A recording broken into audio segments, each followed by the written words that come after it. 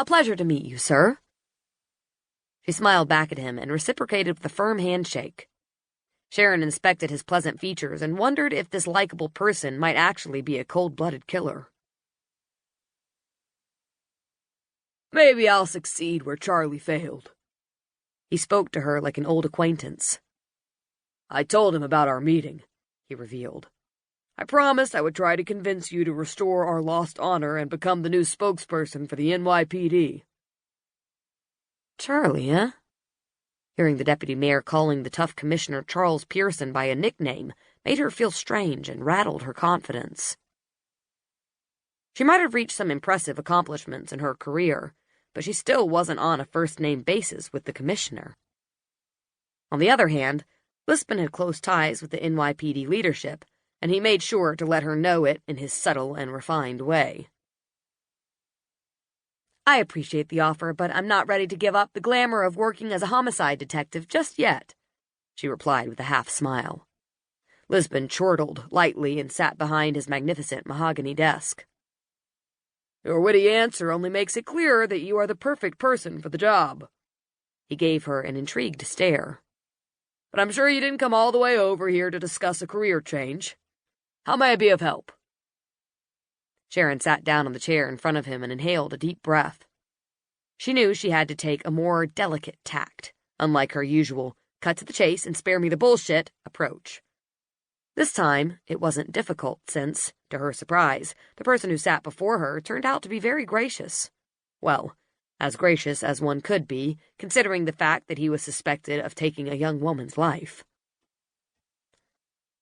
"As the detective in charge of the Tracy Navarro case, the escort girl who was murdered a couple of weeks ago," she explained, pretending to have missed the flash of surprise that suddenly overtook his face.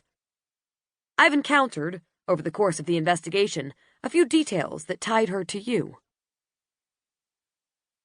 "What exactly do you mean?"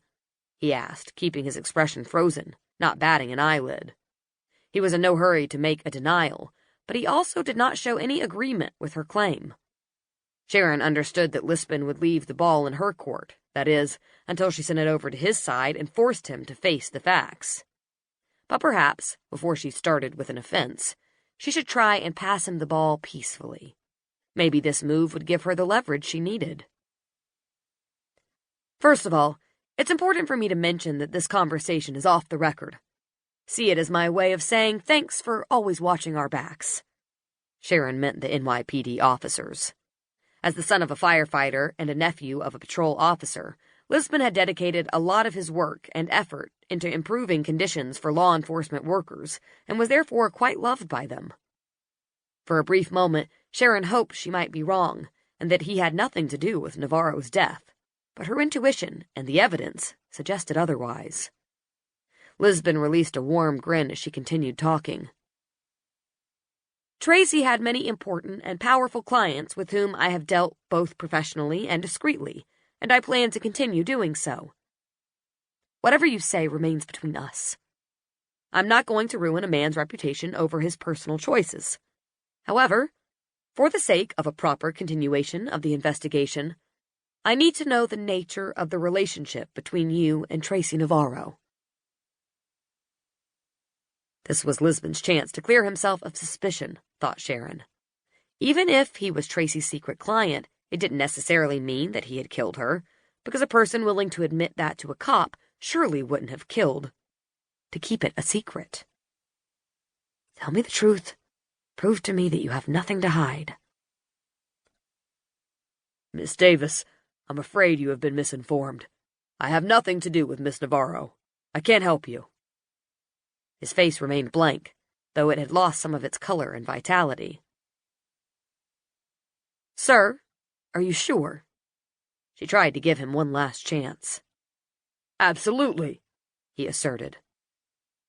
"Maybe you could explain this." Sharon pulled out the evidence bag that contained the gold and diamond necklace from Tiffany's, courtesy of Will Mackenzie. Lisbon almost gaped at the transparent bag. Several seconds passed until he replied,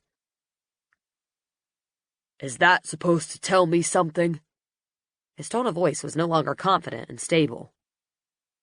"This necklace was found on Tracy Navarro's body," lied Sharon.